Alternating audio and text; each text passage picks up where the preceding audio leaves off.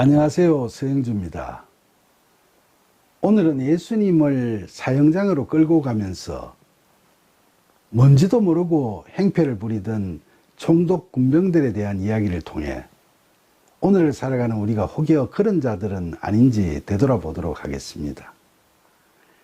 하나님의 아들이라 하신 예수님을 신성모독이라고 비난하면서 죽이고 싶도록 미워하던 대제사장들은 예수님께서 유대인의 왕이라고 자처하면서 로마 제국에 반역을 하고 있다고 로마 총독에게 고발을 했죠.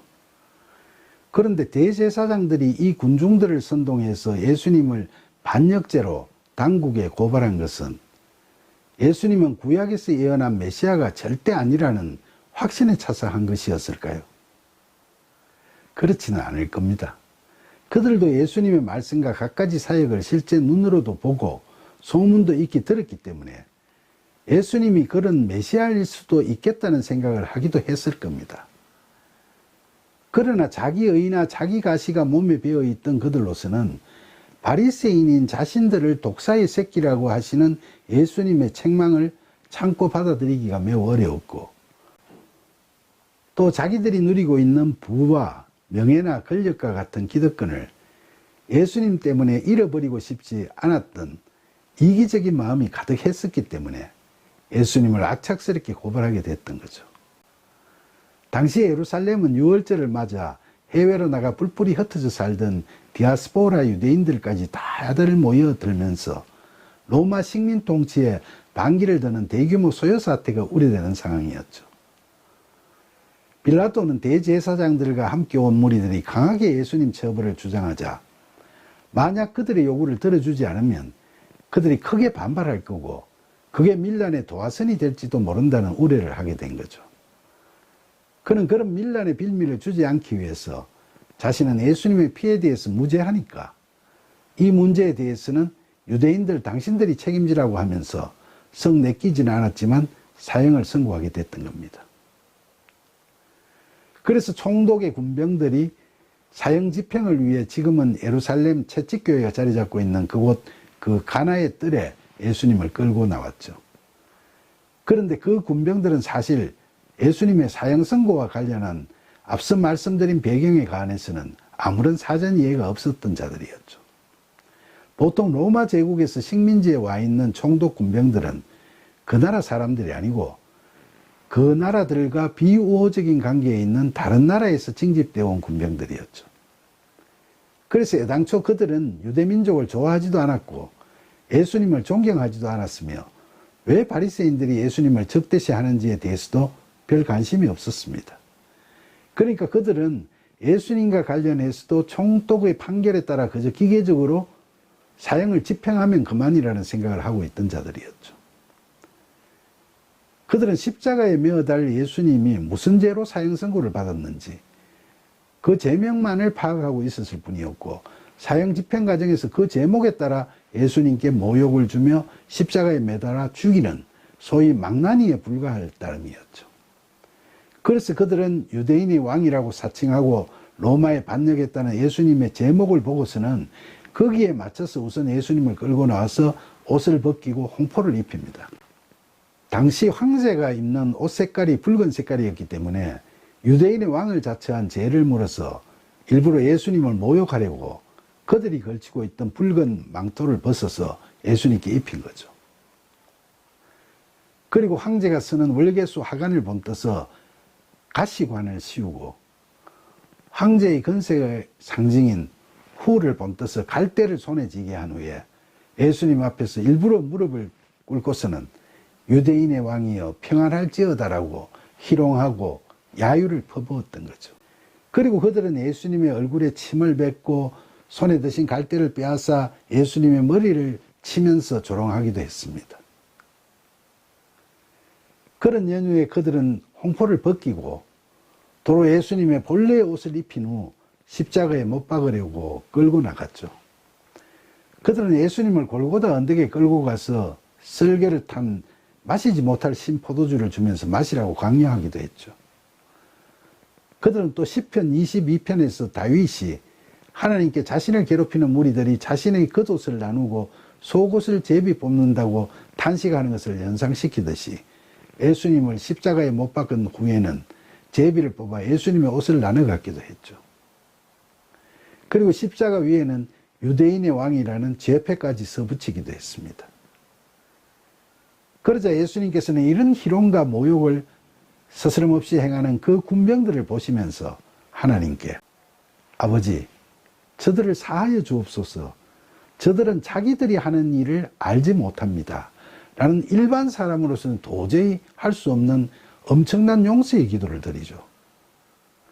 그런데 예수님 말씀처럼 자신들이 하는 일이 뭔지도 알지 못하고 이런 참담한 죄를 범하는 사람들은 그때 당시에 로마 군병들만이 아니라 오늘날 세상 사람들 중에도 많습니다.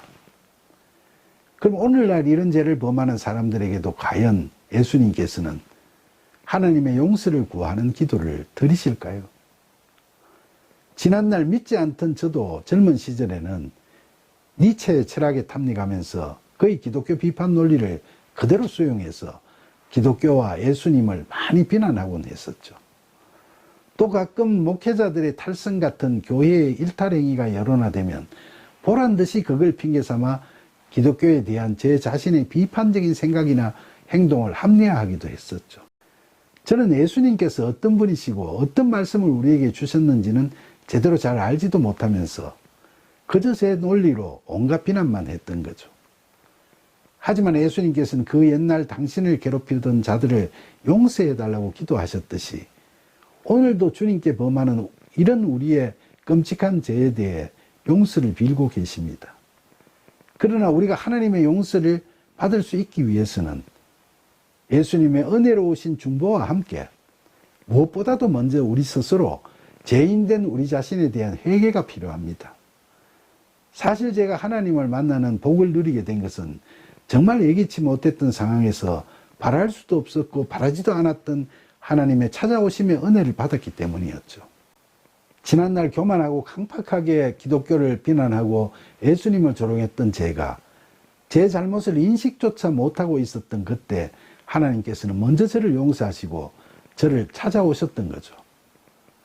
그러나 그 후에 하나님께서는 제가 진정으로 회개하고 돌아오기를 참고 기다리고 계셨는데 저는 그것도 모르고 하나님께서 주시는 은혜로운 경험에 취해서 그저 받기에만 급급했었죠.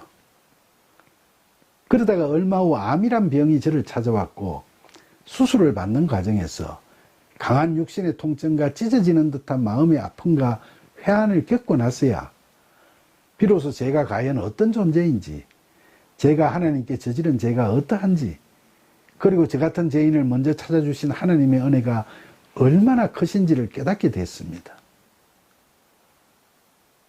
로봇 수술이 안 돼서 배를 개복하는 10시간이 넘는 긴 수술 후에 병실로 돌아와 마취가 풀리면서 난생 처음 느껴보는 심한 통증 때문에 수술이 잘못되지 않았나 하고 불안한 생각이 자꾸 들었고 죽음에 대한 공포마저 엄습해 왔는데 그 두렵고 고통스러움에 혼자 흐느끼던 그 순간에 불현듯 제 머릿속에 그동안 예수님을 심하게 비난하고 예수님을 믿는 사람들을 경멸하며 교만하게 세상을 살아왔던 제 지난날이 너무나도 또렷하게 기억이 되면서 그 못된 짓들을 하던 제 모습이 마치 주마등처럼 머릿속에서 쭉 스쳐 지나갔습니다. 제 자신에 대한 인간적 한계와 재상이 적나라하게 드러나는 처량한 병상에서 지난날 믿음 없이 영적으로 교만하게 저질러 왔던 갖가지 죄들이 뼈저리게 후회되면서 그 회한을 넘어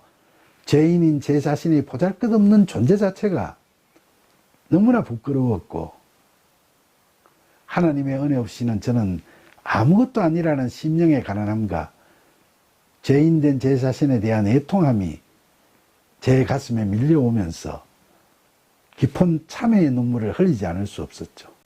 수술을 마치고 예상치 못했던 심한 통증으로 고통을 받던 그날 밤, 어르신들까지도 수술 후유증을 크게 걱정했던 그날 밤, 그래서 죽음에 대한 두려움이 엄습하고 온갖 회한까지 뒤섞여 괴로워했던 그날 밤, 그 참담함과 뉘우침 속에서 하나님을 간절히 찾으면서 울고 기도하던 그 길고 긴 밤을 뜬 눈으로 지샌 후 새벽이 됐어야 너는 두려워하지 말라. 내가 너를 구속하였고 내가 너를 지명하여 불렀나니 너는 내 것이라. 너가 물 가운데로 지날 때에 내가 너와 함께 할 것이라.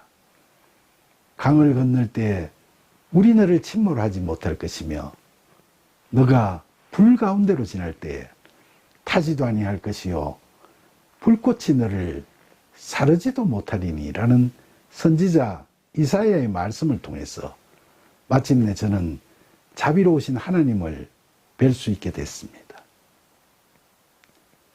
회개 뒤에 찾아온 위로와 평안의 그 은혜롭고 감격스러웠던 순간을 저는 결코 잊을 수 없습니다.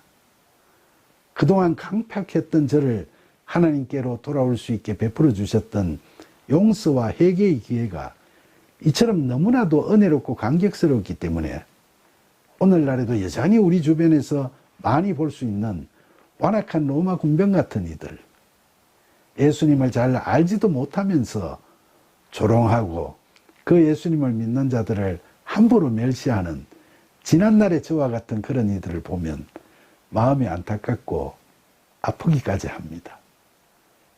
그래서 그럴 때는 그들을 설득하기에 앞서서 사랑이 많으신 하나님 아버지께 먼저 부디 그런 그들을 불쌍히 여기시고 그들에게도 저에게 부여해 주신 것과 같은 그런 회개의 기회를 동일하게 부여해 주시기를 간절히 기도를 드리게 됩니다. 그런 회개의 기회들이 우리 주변에서 점점 더 많이 쌓여져 가면 머지않아 우리 앞에 놀라운 부흥의 역사가 반드시 이루어질 것입니다. 이처럼 놀라운 부흥을 위한 사역에 마음을 다하고 목숨을 다하고 뜻을 다하고 힘을 다하여 참여하는 저와 여러분이 되기를 간절히 기원하면서 길을 잃고 헤매는 우리를 찾아오셔서 진정한 회개와 구원의 길로 이끄시는 예수님의 이름으로 기도드립니다. 아멘.